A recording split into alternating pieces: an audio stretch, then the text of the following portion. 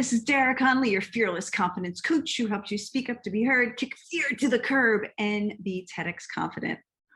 I'm so excited to be offering this quick video tip for you today to help you flip fear around, smash through it, crush imposter syndrome, and really move through to your best self. Before we get started with this quick tip, be sure to click the subscribe button and hit the bell if you're watching this on YouTube so you're notified when I publish new content. And then head on over to Instagram and follow me there so you can see different content that I don't post here. And if you're not yet, grab my free confidence tips. You can do so by visiting daraconnolly.com at the link below. Okay, let's get started. I am so excited to help you with fear. Fear is something I live with for a long time, and it could be very frustrating and debilitating and really hold you back from achieving your dreams. So I'm going to offer you 3 amazing tips to help you get through fear. And by the way, you can see my Flip Your Fear book there in the background, which is going to take you through some of this in even more detail in a really beautiful book. So think about that book if you're ready to move through fear.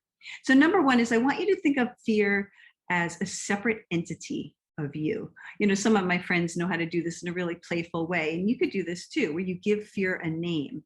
Some of them are like, hey, there's that Jane bitch in the corner again, trying to hold me back.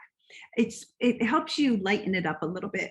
Remember, when we make fear separate from ourselves, it reminds us that it's not a part of us, it's separate. And this is really helpful. So try this, start talking to your fear as if it's a separate identity and notice what happens. You can make it an enemy identity, you can make it a friend identity, whatever you want to do with it. I think of mine as like a color and a vapor, like just a smoke that's moving around. Whatever you can do that's helpful for you, visualize it as something separate from you and talk to it that way too. So when it arises, you literally can turn and talk to it and it'll start to dissipate because it's not like, and by the way, it's not like you're talking like a crazy person, that you see something, you're imagining that fear is there. The second tip is to think of fear as excitement, because this is so helpful. It doesn't matter if you're about to start your new podcast and you're very nervous, or walk onto a huge roller coaster and your body does the same thing physiologically. Our heart starts beating really fast, our palms may get really sweaty, our face may get flushed, or butterflies in our stomach are going crazy, lump in our throat. We don't know the difference until our brain associates an emotion to it. So before the roller coaster, we may say, oh my God, this is going to be so fun, I'm so excited. Well, then our brain triggers endorphins to give us energy because we're excited. We can't wait to have fun, to feel happy. And it's creating a different feeling in our body. Before we get on that podcast and speak for our voice for the first time and we're so nervous, what do we say? We say that, oh my God, I'm so nervous. I don't know if I can do this. And then our brain associates, oh, she's nervous. Let's give her more nervousness. And it starts to escalate. And then before you know it, it becomes very hard for us to really focus on our words, think about our train of thought, and we cannot even get past it because nervousness has taken over. So I want you to start using different language when you feel fear.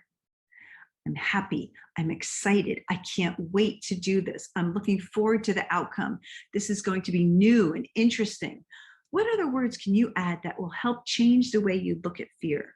Again, this is such a powerful tactic, and I use this in the Flip Your Fear book, and you will see your life transform if you trust me on this.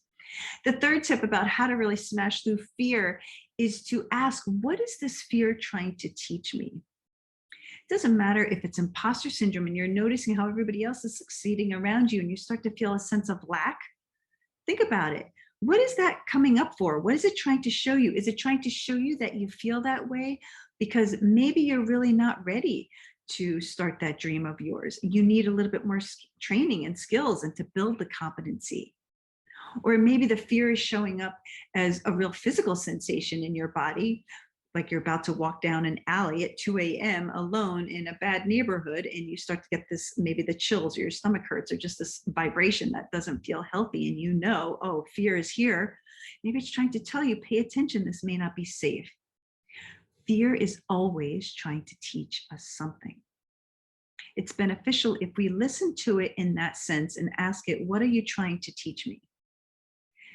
So take some time to think about this, because you will transform the way fear runs your life when you use these strategies. You can use all three. Think of it as a separate entity, change the language you use around fear, and start to ask, what fear are you trying to teach me? Okay, now I want to hear from you. So please post a comment and be sure to share this with someone who needs to hear this, and then jump on a call with me if you want to learn more how to kick your fear to the curb. I cannot wait to hear from you. And until then, you are amazing.